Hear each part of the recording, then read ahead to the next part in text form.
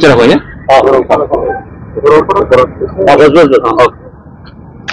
అందరికీ నమస్కారం. ఏదైతే ఎక్స్పెక్ట్ చేసినామో దానికంటే చాలా గొప్పగా గెలిచారు బీజేపీ అభ్యర్థి కొండ విశ్వేశ్వర రెడ్డి. నిజంగా అసలు ఇంత వేవ్ ఉందని ఎక్స్పెక్ట్ చేయలేదు. సిటీ మొత్తంలో చాలా ఎక్కువ వేవ్ ఉంది. కానీ నా కోసం కష్టపడ్డ మా కాంగ్రెస్ కుటుంబ సభ్యులు, మా ఎమ్మెల్యేలు, మా ఇన్ఛార్జ్లు, రకరకాల ఇన్ఛార్జ్లు వచ్చిండ్రు. దాంతో పాటు కాంగ్రెస్ కుటుంబ కార్యకర్తలందరూ నిజంగా ఎంత కష్టపడ్డారు ఇన్నాళ్ళు.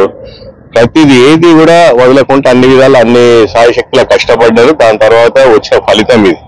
దీనికి వేరే రీజన్ ఏం లేదు. ట్రెండ్ ఉంది, వేవ్ నడుస్తుంది కాబట్టి సిటీ మొత్తంలో 1 పడింది. దాన్ని ఇట్లా కవర్ చేయలేము కాబట్టి ఓటమిని అంగీకరిస్తూ నా తప్పే ఉన్నా కూడా కాంగ్రెస్ పార్టీ కుటుంబ సభ్యులందరికీ మన్నించమని అడుగుతున్నాను. ఎందుకంటే నా శక్తిలా నేనైతే కష్టపడ్డాను. దాని తర్వాత అయిన ఫలితం ఇది.